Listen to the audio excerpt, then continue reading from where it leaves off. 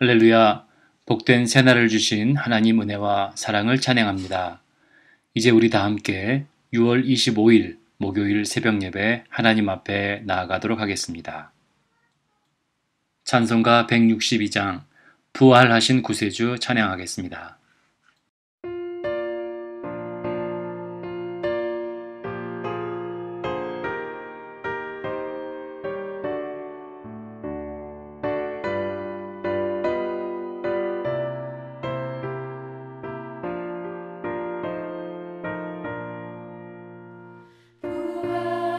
부활하신 구세주 나 항상 섬기네.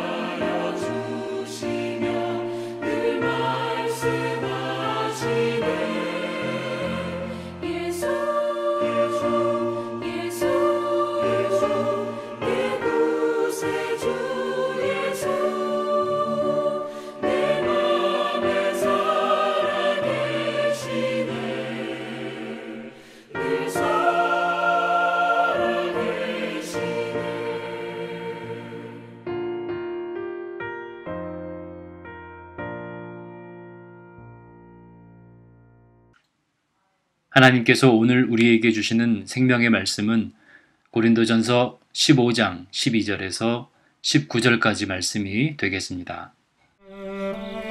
그리스도께서 죽은 자 가운데서 다시 살아나셨다 전파되었거늘 너희 중에서 어떤 사람들은 어찌하여 죽은 자 가운데서 부활이 없다 하느냐. 만일 죽은 자의 부활이 없으면 그리스도도 다시 살아나지 못하셨으리라. 그리스도께서 만일 다시 살아나지 못하셨으면 우리가 전파하는 것도 헛것이요 또 너희 믿음도 헛것이며 또 우리가 하나님의 거짓 증인으로 발견되리니 우리가 하나님이 그리스도를 다시 살리셨다고 증언하였습니다.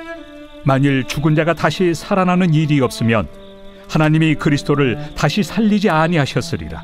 만일 죽은 자가 다시 살아나는 일이 없으면 그리스도도 다시 살아나신 일이 없었을 터이요 그리스도께서 다시 살아나신 일이 없으면 너희의 믿음도 헛되고 너희가 여전히 죄 가운데 있을 것이요 또한 그리스도 안에서 잠자는 자도 망하였으리니 만일 그리스도 안에서 우리가 바라는 것이 다만 이 세상의 삶뿐이면 모든 사람 가운데 우리가 더욱 불쌍한 자이리라. 고린도전서 15장은 부활장으로 잘 알려진 말씀입니다. 이것은 그저 듣기 좋은 위로와 격려의 말이 아니기 때문입니다. 예수 그리스도의 부활은 복음의 핵심이기 때문입니다. 오늘 우리는 바울 사도가 고린도 교회에 예수 그리스도의 부활에 관한 메시지를 강력하게 전파한 이유를 살펴보기를 원합니다. 이것은 고린도 교회 안에 은사와 교회 질서에 관한 문제가 더욱더 불거지고 분열과 다툼으로 많은 성도들이 더 혼란 가운데 들어갔기 때문입니다. 좀 더 간단하게 말하면 교회와 성도들이 복음에 합당한 삶에서 멀어지는 신앙생활을 하고 있었기 때문입니다. 여러분, 예수 믿는 이유가 무엇일까요? 우리가 예수님을 믿는 이유는 예수님께 받은 은혜들을, 은사들을 자랑하고 남용하기 위함이 아닙니다. 우리가 예수를 믿는 이유는 그 받은 은사와 은혜를 통하여서 믿음의 형제들과 교회의 덕을 세우기 위한 것이다. 바울 사도는 말하였습니다. 복음에 합당한 삶이라는 것은 바로 믿음 안에서 한 마음이 되고 또 교회가 하나됨을 통하여서 하나님의 영광을 높여드리기 위함인 줄 믿습니다. 그러나 오늘 본문의 말씀을 통하여서 우리는 고린도 교회의 성도들이 세상 풍조에 휩쓸려 하나되지 못하였고 영적이고 신령한 것이 아닌 세상적인 지혜와 지식에 마음을 빼앗겼던 것을 살펴볼 수가 있습니다. 오늘 본문 12절 말씀에 보면 고린도 교회 안에는 예수 그리스도의 부활을 부인하는 자들도 있었던 것을 볼 수 있습니다. 12절 말씀입니다.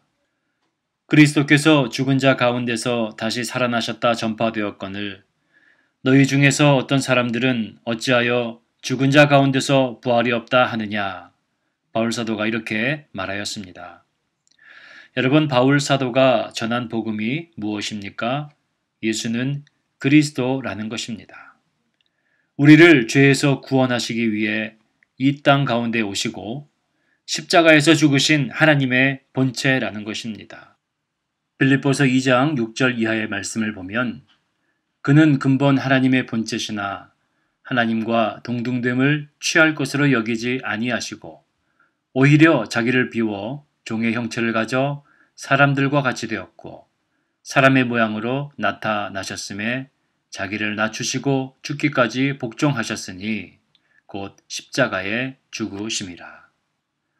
에베소서 2장 1절의 말씀에 보면 그는 허물과 죄로 죽었던 너희를 살리셨도다 라는 분명한 복음의 메시지를 전한 것을 볼 수 있습니다. 또한 사도행전 3장 15절 말씀에서 베드로 사도는 이렇게 말하였습니다. 생명의 주를 죽였도다. 그러나 하나님이 죽은 자 가운데서 그를 살리셨으니 우리가 이 일의 증인이라. 복음의 핵심은 하나님께서 예수 그리스도를 살리셨다는 부활의 메시지인 것입니다. 이 부활의 능력이 모든 믿는 자들과 교회를 살리는 바로 그 능력이 되는 줄 믿습니다. 이러한 이유로 바울 사도는 그리스도의 부활의 메시지를 고린도 교회와 성도들에게 힘있게 전하고 있습니다. 교회는 복음으로만 설 수 있기 때문입니다. 성도는 견고한 부활 신앙 위에 서 있을 때 세상의 유혹과 시험, 그 어떠한 풍조에도 흔들리지 않는 믿음의 사람으로 설 수 있기 때문입니다. 여기서 우리는 왜 고린도 교회 성도들이 예수님의 부활에 대한 확신에서 멀어졌는지를 살펴보기 원합니다. 바울 사도가 복음을 전할 당시는 헬라의 문화와 철학이 만연해 있던 때였습니다. 그리고 이때에 헬라 철학의 영향을 받은 영지주의자들이 사회 이곳저곳에서 영향력을 펼치고 있었다는 겁니다. 영지주의자들이 말하는 것은 이러한 것입니다. 영혼은 선한 것이고 육체는 악한 것이다. 선한 영혼에는 부활이 있으며 반대로 악한 육체에는 부활이 없다라는 것입니다. 그래서 영지주의자들 중에는 육신의 몸을 입고 오신 예수님을 부정하고 또 예수님의 몸의 부활을 부정하는 이들이 생겨났던 것입니다. 결국 이러한 세상의 풍조 속에서 영지주의자들이 고린도 교회 안에까지 이와 같은 가르침을 가지고 들어왔던 것이고 성도들을 미혹하고 교회의 신앙을 흔들어 놓았던 것입니다. 12절의 말씀을 보면 그리스도께서 죽은 자 가운데서 다시 살아나셨다 전파되었거늘 너희 중에서 어떤 사람들은 어찌하여 죽은 자 가운데서 부활이 없다 하느냐. 영지주의자들의 가르침은 복음의 정면으로 반하는 것이었고 교회를 분열하게 하는 거짓된 진리인 것을 깨닫게 하기 위하여 바울 사도는 오늘 본문의 말씀에서 계속 부활 신앙이 복음의 핵심이 되고 또한 부활 신앙이 없는 믿음을 말하는 것 자체가 헛된 것이라고 증거하고 있습니다. 사랑하는 모든 프라미스 성도님 여러분, 오늘 우리 삶 가운데도 복음의 진리를 가로막고 회방하는 거짓된 진리가 얼마나 난무하고 있는지 모릅니다. 특별히 부활의 신앙을 왜곡하고 세상의 진리와 타협하게 만드는 교묘한 세상 지식과 풍조들이 오늘 우리의 신앙을 흔들고 있습니다. 가까이는 이번 코로나 사태의 중심에 있었던 신천지라는 이단이 있습니다. 신천지는 예수님의 부활을 부정하고 우리가 기념하고 축하하는 부활주일도 인정하지 않는 이단입니다. 신천지에서 가르치는 부활은 예수님의 영의 부활입니다. 예수님의 부활은 육신의 부활이 아니라 영의 부활이라는 것이지요. 예수님이 신령한 몸으로 부활하셨지만 그 몸은 육적인 몸이 아닌 영적인 몸, 그래서 그것을 영체라고 합니다. 그래서 신천지에서 예수님의 부활은 별로 중요하게 여기지 않습니다. 신천지는 부활을 가리키기보다는 육체가 죽지 않고 영원히 산다는 이른바 육체의 영생을 가르치고 믿기 때문입니다. 신천지는 이만희 교주와 선택받은 소수의 성도들만이 영원히 산다는 왜곡된 성경의 교리를 가르치는 이단인 것입니다. 바울 사도는 14절 말씀에서 단호하고 분명한 복음의 선을 긋습니다. 부활이 없으면 복음은 아무것도 아니다. 14절 말씀을 보겠습니다. 그리스도께서 만일 다시 살아나지 못하셨으면 우리가 전파하는 것도 헛것이요 또 너희 믿음도 헛것이며 14절에 있는 다시 살아나다라는 표현은 문법적으로 이미 완료된 상태를 뜻하는 것입니다. 예수 그리스도의 부활이 이미 완료된 죽었다가 살아나신 것이 이미 일어난 분명한 사건인 것을 바울 사도는 전달하고 있습니다. 바울 사도는 고린도 교회 성도들에게 말하기를 예수님의 부활이 분명한 사실이다 라고 말합니다. 그런데 이 부활이 없다고 말한다면 전하는 복음 그리고 믿고 있는 모든 복음이 헛된 것임을 말씀하고 있습니다. 그렇습니다, 여러분. 부활이 없으면 구원도 없는 것입니다. 그리스도의 부활은 복음의 완성인 동시에 우리 영혼의 구원을 향한 출발점이 되는 줄 믿습니다. 이 부활이 없고 이 부활을 믿지 않는다면 구원은 애시당초 아무런 효과도 의미도 없다는 것을 말하고 있는 것이죠. 부활이 없는 예수 그리스도를 전하는 것은 반쪽짜리 복음이 되는 것입니다. 고난이 있고 십자가가 있고 죽음이 있지만 또 흘리신 보혈로 우리의 죄를 덮어주시고 용서해 주셨지만 예수 그리스도의 부활이 있었기에 죄의 권세뿐만이 아니라 사망의 권세도 이기고 영원한 생명을 누리는 천국 백성의 놀라운 특권을 누리게 되었다는 사실입니다. 부활이 없으면 하나님의 역사도 없는 것입니다. 부활이 없단 말하는 것은 하나님의 권능을 부정한 것과 같습니다.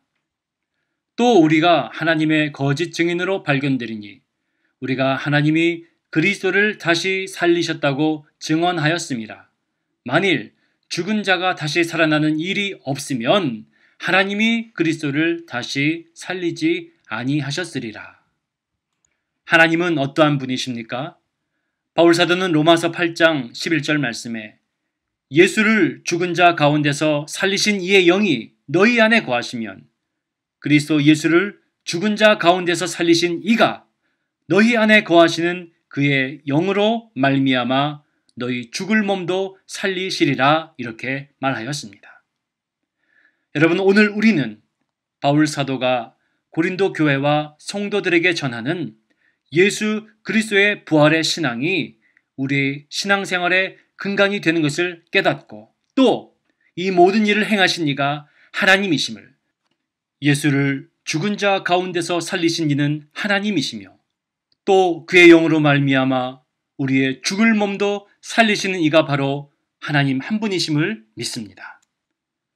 마지막으로 부활이 없는 신앙은 소망이 없는 신앙인 것을 바울 사도는 말씀하고 있습니다.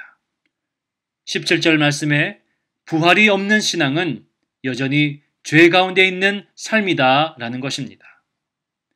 성도의 소망은 무엇입니까? 죄와 사망에서 건짐을 받고 생명으로 옮기우는 것입니다. 죄 가운데서 갈 길 몰라 헤매이던 우리가 죄와 사망 권세를 이기시고 다시 살아나신 예수 그리스도의 빛으로 인도함을 받아 생명으로 나아가는 것입니다. 마치 복음의 대적자로 그리스도인을 핍박하던 삶을 살았던 사울이 부활의 주님을 만나서 그 찬란한 빛으로 인도함을 받고 복음의 전도자로 그 삶이 뒤집어지고 하늘의 영원한 소망을 가진 자로 그리고 그 영원한 소망을 전하는 자로 살았던 것과 같은 것입니다. 죄와 멸망의 길이 아닌 생명과 소망의 길이 바로 부활의 능력을 믿는 자들의 것입니다. 또 18절 말씀에서는 부활의 신앙이 믿음 안에서 죽은 자들의 소망이 된다 말씀합니다. 바울 사도는 그리스도 안에서 잠자는 자라고 말하였습니다. 성도는 죽음으로 인하여 모든 것이 끝나는 인생이 아니라 그리스도 안에서 잠시 잠든 것이며 그날에 주님 오시는 그날에 부활의 몸으로 일어설 것을 말씀하고 있습니다. 부활하신 예수 그리스도는 잠자는 자들의 첫 열매가 되셔서 성도들도 그 믿음 안에서 주님께서 다시 오실 때에 부활의 몸을 입고 영원한 생명을 누리는 자가 될 것이다 라는 것입니다. 이것이 바로 올바른 부활의 신앙이요 복음의 핵심인 줄 믿습니다.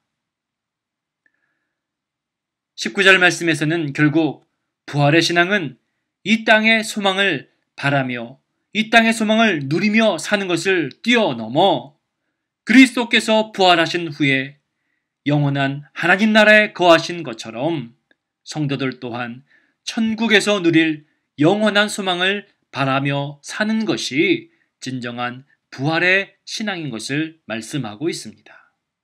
만약 부활을 믿는다고 하면서 이 세상의 삶에 매여 있다면 여러분, 이것은 진정한 부활의 의미를 모르는 것이고 부활의 소망을 모른 채 살아가는 안타깝고 불쌍한 사람들에 불과하다. 바울 사도는 이렇게 말씀하고 있습니다.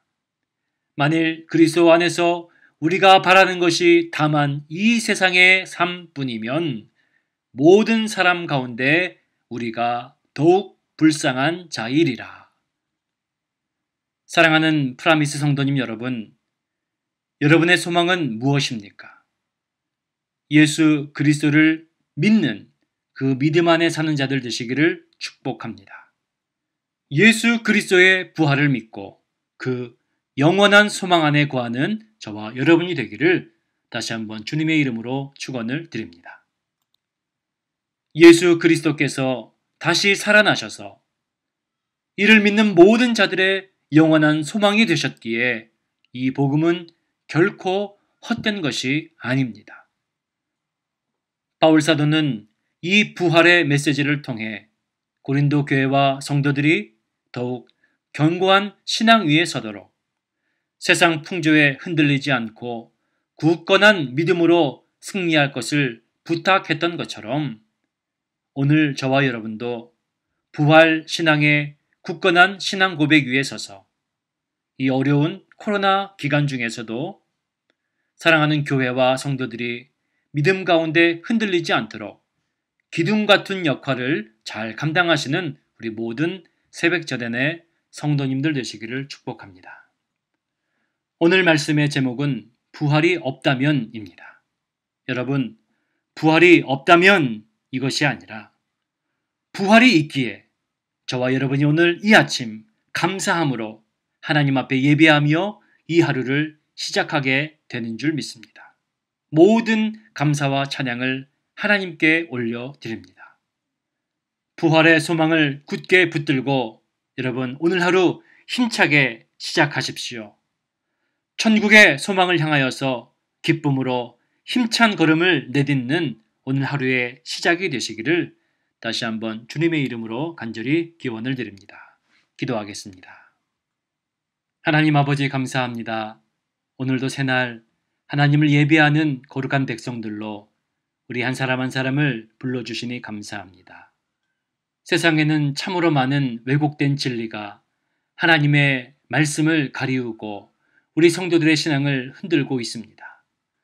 고린도 교회 성도들이 세상의 철학과 풍조에 휩쓸려서 부활의 신앙의 근간이 흔들렸던 것을 우리가 살펴보았습니다.